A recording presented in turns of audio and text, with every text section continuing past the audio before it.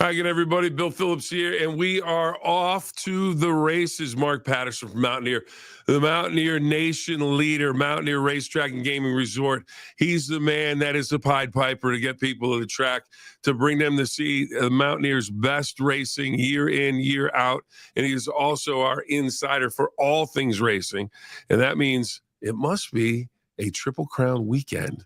It's one of the big weekends of the year. The Belmont Stakes in Saratoga, my friend. One of the places you hold in great reverence.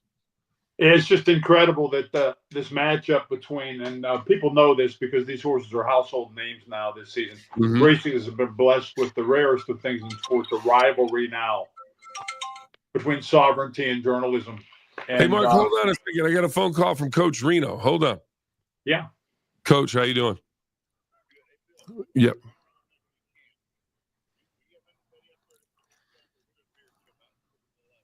All right, I'll see what I can do. All right. Okay, sounds good. All right, thanks, Coach. All right, bye.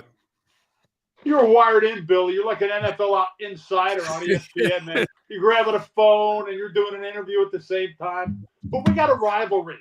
That's right. You know what he's saying, Coach Reno for Big Red was saying, tell Mark I need a winner. He's on a heater right now. Back-to-back Triple Crown race wins. You are going for your own Triple Crown, my friend.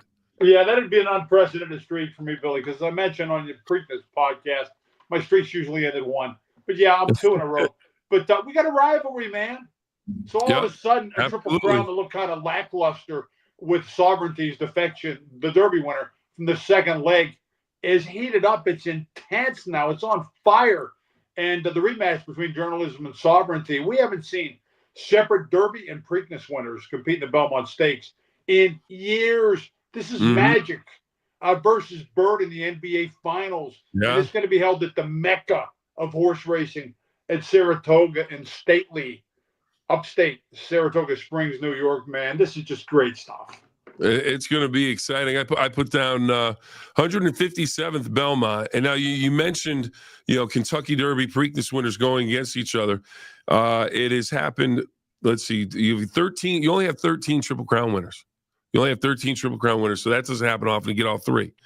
Then you have 23 horses that have had a shot at the Triple Crown. Only 13, and now 29 horses have won 2 of the 3. 29 out of 157 times. Well, that is.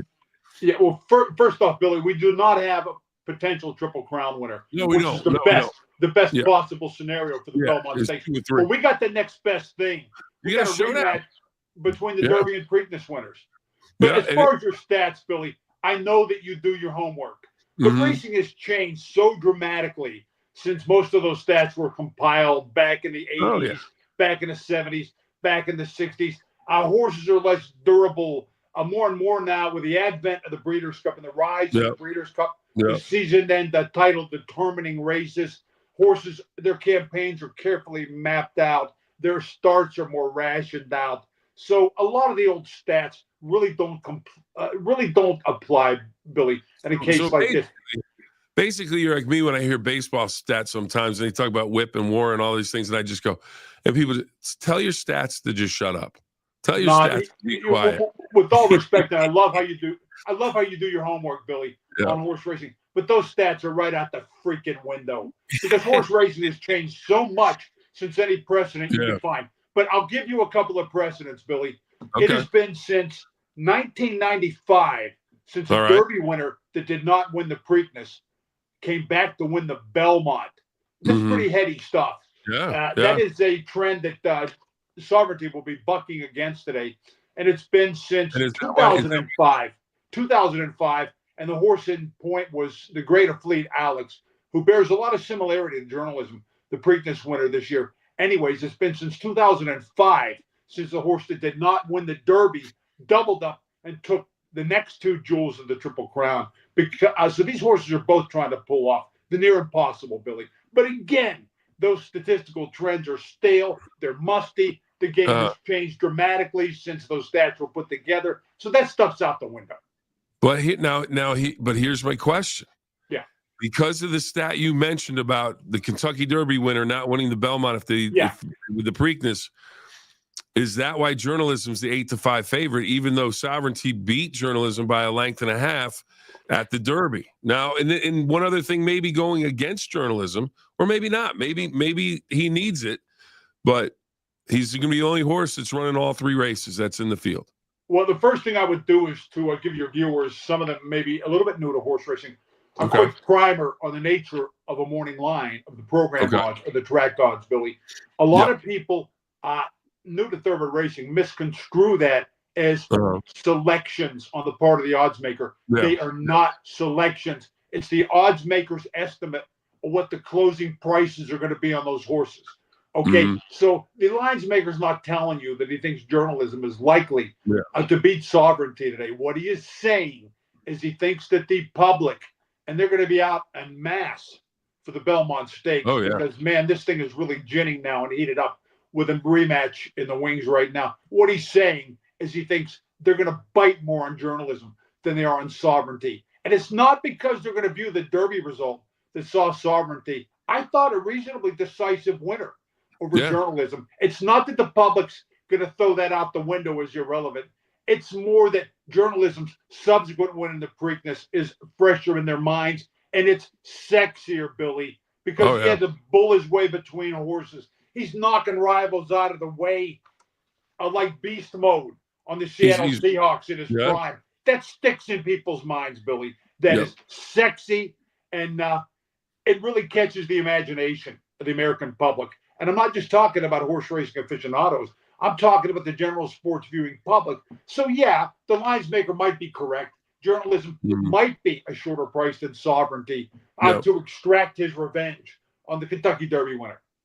All right. Now, one of the things the Belmont known as, and it's a bit different. It's a bit different because it's at Saratoga. It's not at the Belmont where the track is just the biggest thing you've ever seen in your life on TV. They get a shot of that thing and it's like, man, how big is that track? I mean, it looks like they say a mile and a half. And I'm like, that thing looks like it's the Indianapolis 500 to run around. It's that big. It's huge. Yeah, Belmont's being refurbished.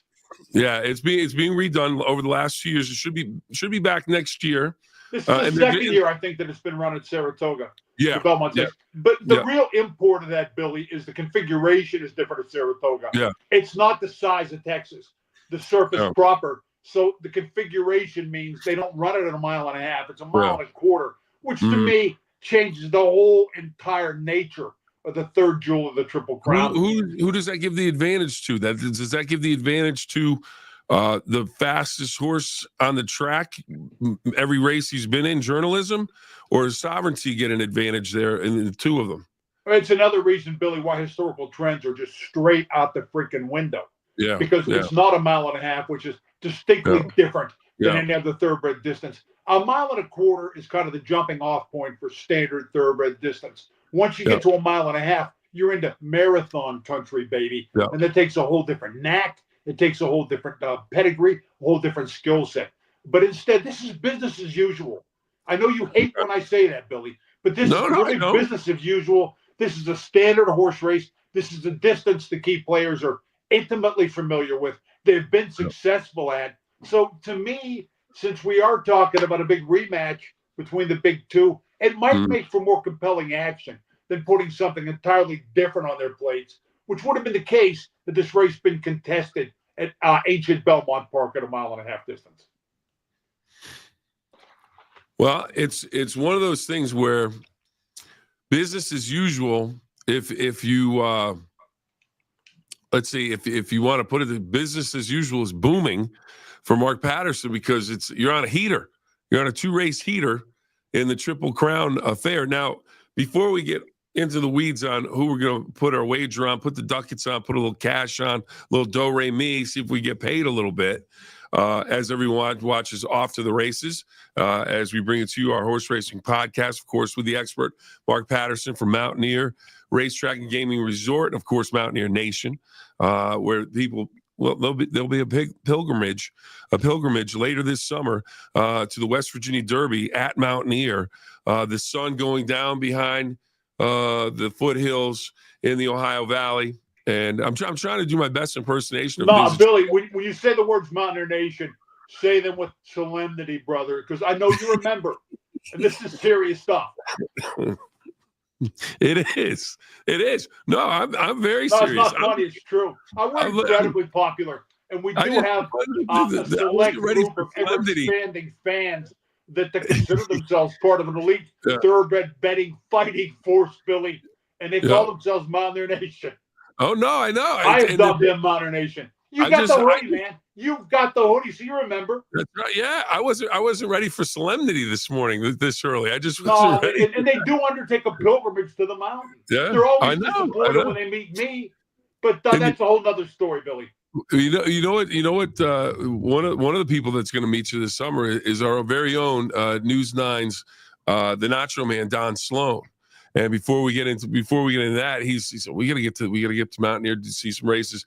He is making the pilgrimage later this summer to Saratoga for some of the big races. He's going to take his son with him. How long is he going to stay there? I think he's going for the whole weekend. So it's like a Thursday to Sunday. Is he prepared to pay $500 a day for parking? Because the local residents exploit the tourists like you wouldn't believe. Because Saratoga is the place to be. It has got the ambiance. It's got the unrivaled tradition in stately upstate New York for the easy life on verandas, the ancient hotels after the races when they tell the stories about the old timers and stuff. And so the locals are pretty keen to make some money while they can during the season. So when tourists come seriously to the races, they will charge you like $200 to park in their yard, which has been converted into a parking lot during the races. You've got homeowners that split the scene for a month during the peak of Saratoga season and rent their pad out for $30,000, $40,000, Billy. Seriously, they pay for half of their domicile just by renting out their house during the Saratoga season. So that's what's going on. Now, I would not refer to Saratoga as a tourist trap, but tell your man Don Sloan to go well-heeled, baby. To go well-heeled. All right.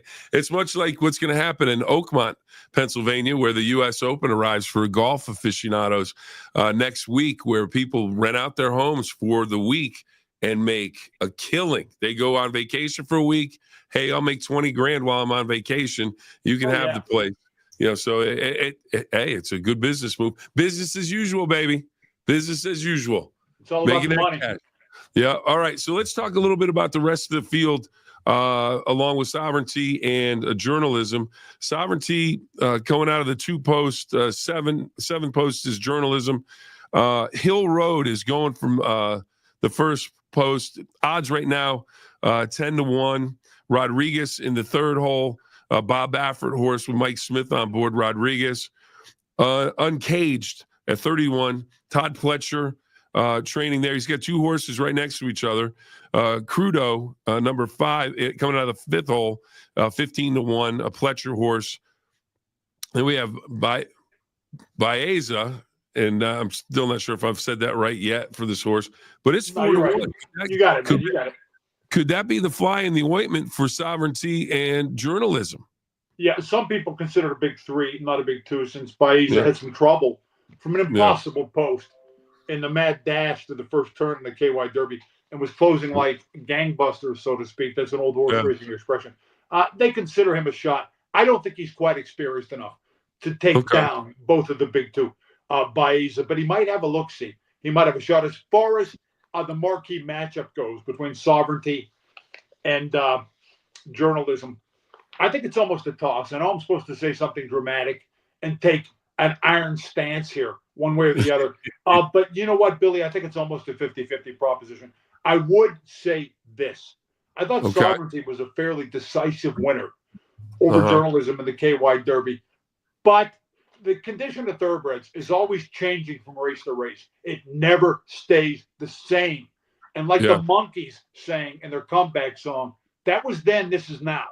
This is 5 weeks later, Billy, and this is an entirely different scenario. Now, sovereignty has been freshened with the Belmont Stakes in mind. And when you look at his past performances, this is not a horse that ever runs back in just 2 weeks. So it's understandable why they passed the Preakness. In the best interest of the horse, because Belmont is a horseman's horseman. So he's targeting this race at Saratoga with sovereignty. On the other hand, I don't really understand, Billy, and I like to look at the psychology a little bit. Once I get past the dry pass performances and analyzing fractions and race flow and venue and configuration of the course and hot, cold trainers, I like to delve a little bit, as regular viewers of the mountain know, into the psychology of why a horse has been entered in a specific race. And I don't completely get, Billy, why journalism is in this race, because I don't think the horse has a whole lot to gain, because he's already taken one leg of the triple. And now he's going to dance for the 3rd time in 5 weeks, which is unprecedented unless a horse has the potential, has a Triple Crown, maybe waiting, the shot to take a 3rd straight leg. He doesn't, okay? And these days, it is unheard of not to save some horse and ration some horse for the Midsummer's Derby, the Travers at Saratoga, which only gains in esteem every single year and plays heavily into season-ending honors. And also the connections of these 3-year-olds, Billy. They're not just looking at 3-year-old of the year. No. Their eyes are on a bigger prize, horse of the year. They want to beat their elders in the Breeders' Cup Classic come November. So it's really weird to me. The journalism has been fired right back here in the Belmont Stakes for a 3rd go-round in 5 weeks. You know what? I actually think there's just a little bit of maybe tension here between the 2 camps. And you never see this in horse racing. But if you watch the post-race ceremony when journalism took the Preakness, a couple of the connections, a couple of the people that pay the bills on journalism were yelling. And you don't hear this in horse racing. Where's sovereignty now? Where's sovereignty now? I think that they took the Derby result personally. I think they viewed it as a fluke. And I think they're in the Belmont Stakes because specifically they want another crack at sovereignty. But I will give journalism this. He is a throwback to those iron horses of yesteryear, baby, that dance every single dance. I like it. I think, I don't, if the owners want to talk and all that stuff, you should do whatever's best for the horse. But a little rivalry, it get more eyeballs watching the races. That's never going to hurt anything. And the thing is, if a horse is going to run in the Triple Crown, if it's healthy and it's sound, I want to see it running all 3 races, especially if it's one of the favorites. Because, hey, I may have this wrong. You know better than me. But if I win if I win the Derby, that's maybe a different thing. But if I win 2 of the 3 Triple Crown races, my price for stud goes through the roof, I would think, compared to if I only have 1. If I have all 3, that's why I ask you. Well, off over the horizon, Billy, what they're looking at here, the big prize, the grand prize, incredible money, like insane money, obscene money for syndication. It's stud. Okay. And to do that, you got to win horse of the year. You got to win 3-year-old of the year. So there's a lot hanging in the balance. There's a lot at stake here in the Belmont between these 2 horses, because whichever one wins has a leg up on the Eclipse Award. And that's like the MVP for the 3-year-old division. But again, Billy, the game has changed so dramatically. And these connections, have to be looking ahead to the fall to take on older horses, and they can enhance the status of their colts that way if they can beat the handicap division with these 3-year-olds. So you know what? To fire journalism right back for the third time in 5 weeks tells me that since Mike McCarthy is a master horseman, the journalism is that incredible rarity. He's an iron horse. He is probably kicking the barn down and asking for more competition, and to fire right back in 3 weeks for this, Billy. Where Sovereignty, a different mode of training, has been just kind of tuned up, retooled with the Belmont Stakes as a goal. Sovereignty is probably not as durable. That's probably why he skipped the Preakness. He's probably got a physical issue or two, and that's kind of verboten to say on this kind of a podcast, Billy.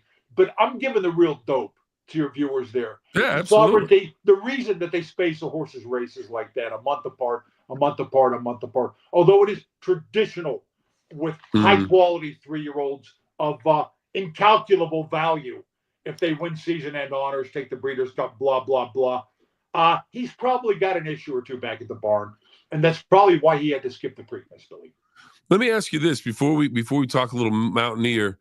How many times do you think these two horses potentially before the end of the season, the Breeders' Cup, Horse of the Year, are there chances for them to meet again, or are we looking at we're going to see them in the Belmont together, and then we're going to see them at the Breeders' Cup, and that's going to be about it because they're going to avoid each other, or could we see them in a few other races before the Breeders' Cup? Well, Billy, it's not Jake LaMotta versus Sugar Ray Robinson when they fought like 6 times in 6 weeks. Back in the colorful, 1940s, freaking 1950s. Horses are just not as durable. They're more fragile than that. And after this epic showdown today, which is going to decide a lot of things between these two horses, both these animals are going to be looking ahead to the fall, to a fall campaign. You're probably going to see journalism get freshened up. I wouldn't doubt that Sovereignty is away another month and a half. And these two will not go out of their way, to come together. This is not an Ollie Fraser thing where there's going to be a part 3. There's going to be a part 4. Get a good look today and get a good opinion on what you see between these two horses, because it's going to be epic, this showdown. And you know what? Beyond that, Billy, these are animals. They're not machines. You don't know that they're going to hold together. You could see either one of them syndicated for stud after this very race, the Belmont Stakes. One of them could go awry because thoroughbred horses are fragile. But no, these two horses are not going to have a magic bird rivalry to where they just go head-to-head season after season after season, game after game after game. It ain't going to play out that way. Okay. Well, before we get to your final picks for the Belmont Stakes, which people will be able to see on Fox 9, post time is at 7:04. Coverage will be all afternoon. It'll be all afternoon, as it always is. It's the 157th Belmont Stakes. Really, for everybody, for sports aficionados, it's a match race. It's a match race between Sovereignty and journalism. But before we get your final picks, and by the way, my mom's been loving your picks. Now she's done well. She was, I think I had that picked before he did, but she's you guys are kismet together. You guys are working together because she's cashed. It had the winner in both races, thanks in large part to you. So she'll be watching. She told me the other day though. She said, "Billy, you make me sound like I have a gambling addiction." I said, "No, Mom, we're having fun." So, but she'll be. I would imagine she's going to be picking, even if it's just for bragging rights. Mom likes to get the horse right. So before we get to the final picks, Mountaineer, tell me what's going on. Early season, early part of the year. Now we're starting to get in those summertime months, and we're literally about 75 days or so away from the West Virginia Derby. How's it looking out at Mountaineer? A rising tide lifts all boats, Billy. That's true in any sport, any walk of life, and it's going to be true about the 3-year-old division this year.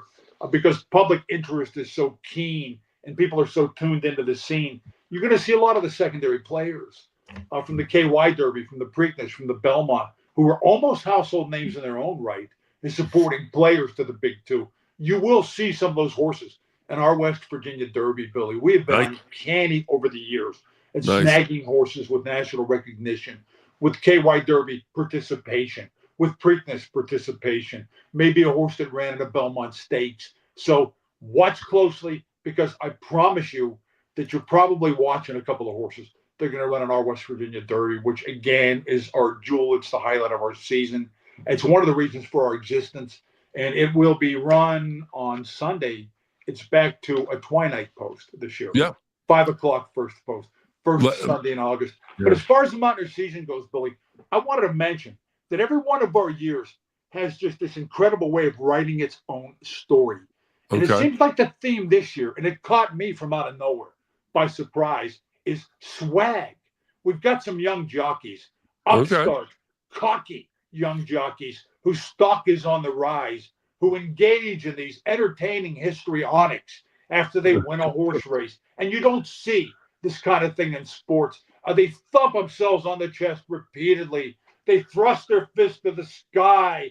They do these individualized dances, Billy, like they've never seen the end zone before. And it really infuses the Mountaineer scene, which is great enthusiasm, great entertainment value. And you know what, Billy? On the same theme, the Derby might be our signature race. It's our big deal. But you know what? We've also got something else that's very unique, and I like to call it the 440. Those are quarter-mile races, which are surprisingly long tradition at Mountaineer. And they are quick. They are in your face. They always involve very close finishes. And we've got horses that have made such successful careers out of these entirely specialized short dashes where we run thoroughbreds at quarter horse distances, that they've developed names for themselves and national reputations amongst Mountaineers following, which is worldwide for sure. And right now, we are blessed with a confluence of 3 very talented horses that do the 440. A Golden Knoll, a Can She Scoot, and a horse named Miss Knuckles. And they put on, for my money, the leader of the clubhouse for race of the season here last week, when they made a mad dash, and if you blinked, you were going to miss it, Billy. You talk about pulse-pounding action down the stretch, and they were heads apart at the finish. It was about as good as horse racing gets. And you know what? It was distilled in microcosm. And horse players, really, and I say this fondly, Billy, have the attention span of gnats, myself included, Billy. So we're giving them the whole horse racing universe and microcosm there in 22 seconds, Billy. You don't have patience once you're indoctrinated and once you're seduced by the ways of thoroughbred racing. It's 20 minutes between races, Billy. I'm serious. Even at my age, well into my 60s, I eat my dinner for 20 minutes. I watch TV for 20 minutes. I get up and walk around for 20 minutes. That's my internal time clock. So anyways, we have perfected how to capture the short attention span of horse players with a race called the 440. And I would strongly encourage your viewership to watch closely for the next time we card a quarter-mile race for thoroughbreds, because that action, baby, is really heating up for summer. All right. Well, I'm going to put you up full screen for your picks for the I almost say Kentucky Derby, but Kentucky Derby went to Sovereignty. Journalism to Preakness. Belmont Stakes will be won by which one of these horses, or is it someone out of the field? There's a long tradition at Saratoga for favorites to go kaput, Billy. That's why Saratoga is called the graveyard of favorites. And at this point, when attrition's got the potential to set in, because these horses have had hard campaigns, no matter how carefully rationed they have been. You know what? I've seen a lot of fresh horses that didn't compete in either of the first 2 legs of the Triple Crown cut in on the action, Billy. And you know what? To beat, and I'm just spitballing this and throwing it out for a possibility, in order to beat the big 2, Magic and Bird, Saturday, in the vaunted Belmont Stakes, some horses are going to have to hit them where they're not. And what they lack is very obvious. They do not have early speed, which puts them, in racing terms, at the mercy of the early pace. So if you maybe get a lone leader, and that's a perfect scenario for a front runner in thoroughbred racing to get out there, to not be pressured, to conserve energy for the final fight to the wire, control soft fractions, then any horse could be dangerous to beat the big 2. And there is one candidate in particular for that, Billy, big time. And it's a horse named Rodriguez. Rodriguez is a Bob Baffert trainee. He's kind of the forgotten dude right now, isn't he? Bob Baffert. the most vaunted trainer in thoroughbred racing. All of a sudden, he's been shunted aside because it's been a couple of years since he won a Kentucky Derby. Anyways, he's taken the Belmont, I think, 3 times.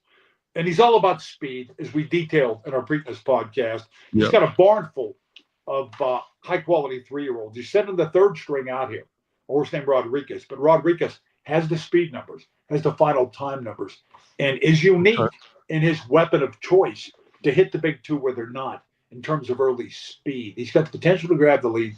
And the first race key for your viewers, I'm not going to pick him to win it, Billy, because he hasn't been to the post since April. And I want somebody that's more recent. And I think the big 2 are very formidable. But your first race key is watch the 3-horse Rodriguez. And if he strolls to the lead under wraps and the jock's able to control some energy and doesn't face serious challenge to the mid stages, he's got the potential to pull off an upset here. And do not forget, Saratoga is not dubbed the graveyard of favorites for nothing, baby. They went down, including the mighty Man of War. Yeah. All right. So when you're going to the window, when you're walking up there and you had to pick one horse to win Belmont, who are you putting your $5 on? I'd rather be. I'm going to bet a little more than $5, Billy. I texted you a picture of mine. I texted you a picture of my tickets. I did. Really bad form. That's bad form on a part of a horse. That's great. I love it. But I did. Yeah. You know what? I got to confess here. Seriously, I got to come clean. I texted Billy a picture of my winning ticket in the Derby and also the Preakness because I was in celebratory mode and a little bit into my cups too. It's a team game here. It's a team game. Oh, okay. As far as this Belmont Stakes goes, one factor that I think played key in the Kentucky Derby was the venue because it means a lot to horses. The medication rules are a little bit different from track to track, from jurisdiction to jurisdiction. And I thought it was a big deal. And you can run the tape because I think I remember this clearly, that Sovereignty had an edge over journalism in the KY Derby because he had won at Churchill Downs before. Now, he does not have that home court edge, so to speak, in the Belmont Stakes. And journalism also, in a race that I don't think is going to ensue at any kind of a rapid pace. I think they could be going slow up top. And journalism has more tactical speed than does Sovereignty. And for that reason, and also because, when he bowled his way between horses, even though wins that overcome trouble tend to be overbet next time because they're sexy to the general public. I was impressed with the way he made his own hole. And I did not think that the horse that he ran down after being behind at a seemingly insurmountable margin at the 8th pole, I didn't think that horse Quitter came back to him at all. I thought he just came and got that runner. But because he's got more tactical speed than Sovereignty does, I don't think the pace is going to be fast. And also because I am intrigued that they send him back to dance this 3rd dance of the Triple Crown without seemingly much incentive here because he can't win the Triple or anything like that. He's already taken 1 leg of the Triple in the Preakness. So I got to believe the horse is kicking the barn down. So you know what? I'm going to give a close nod to journalism over Sovereignty. I'm not surprised if Sovereignty beats him because I'm just not going to take a strong stand here and lead your viewers the wrong way here. And also, not a strong stand, but journalism gets. I'm going to bet journalism to come back and win the Belmont Stakes. You know what he reminds me of? He reminds me of a legendary thoroughbred called the Fleet Alex, who was the last horse to win the Preakness and the Belmont. A Fleet Alex, the trouble that he overcame, and he almost got dropped. He was an equine acrobat to maintain his feet when he won the Preakness Stakes. That is reminiscent of journalism's trouble that he overcame to win the Preakness. Fleet Alex would come back in 2005 to take the Belmont Stakes. And journalism reminds me a little bit. And it's kind of a throwback I mentioned. He's a hickory horse. And reminds me of Fleet Alex, the last horse, to pull off the rare Preakness Belmont double. But do not go to sleep on the rest of the field. Chad Brown sends out Hill Road, who comes from off campus. He took a race called the Peter Pan. He obviously did not want to put much pressure on his horse before loading all the guns for the Belmont Stakes. Chad Brown's won the Eclipse a couple of times as trainer. He's never taken the Belmont. He wants to do that very badly, I'm sure. And also the aforementioned Rodriguez, who has got a tactical advantage on the big 2. He would not be a surprise, and that's at a bigger price than Sovereignty and journalism. But officially, Billy, can I get a drum roll? Can I get a drum roll? Because you know what, 2 in a row is as good for me as it's going to get, baby. So I needed that drum roll. I needed the drum roll. Yeah, I'm going to bet on journalism. Hopefully, I'll be exercising poor horse betting etiquette, and texting you a picture of my ticket after the race. We will leave it there, my friend. I hope to get that picture on Saturday afternoon. Again, it is off the races. Mark Patterson from Mountaineer Nation's leader. We can't thank him enough. And, of course, you can watch the race on Fox 9. It is the Belmont Stakes, post time at 7:04. Enjoy. Hopefully we have a race as good as the last one, as exciting as the last one. That's a great thing about these races so far. They have been absolutely exciting. We're looking forward to Belmont Stakes. Mark, thank you. We have to say so long for now, but I can't thank you enough for all your expertise. And I'm hoping you cash in on Saturday and you can send me that pick. Billy, Mountaineer, 3 nights a week, baby. Sunday, Monday, and Tuesday. I call it Mountain Standard starting time, 7 o'clock. Please, anybody with an earshot or looking at my ugly mug right now, feel free to stop into the studio. West Virginia Derby, and it's going to be a dandy this year, the way the 3-year-old division is heating up right now and capturing the public imagination. First Sunday in August, special twilight post, 5 o'clock. And other than that, Billy, keep the faith. Yep. Mountaineer Nation forever, my man. Mountaineer Nation forever. There you go. We will leave it on that. Thanks. Oh, wait, we got a comment. Let's see. Yeah, we got someone wanted to mention Steubenville, Ohio Greek Festival. Come on out and get your Greek on. Well, you can do that later today, a Thursday, and you can get it done on Friday as well. Went there last night, had some good food, Mark, if you're looking for some Greek. So anyways, we will talk to you later, Mark. I look forward to seeing your winning ticket on what day is it? Going to be Saturday afternoon, probably around 8, 9 o'clock at night. I'll get a shot of it from you. I appreciate it. Tell Mark, your mom have a great weekend. Tell your mom hi, Billy. I sure will. She's hoping for another win too. We'll talk to you later. Thanks, Mark. A pleasure, my brother.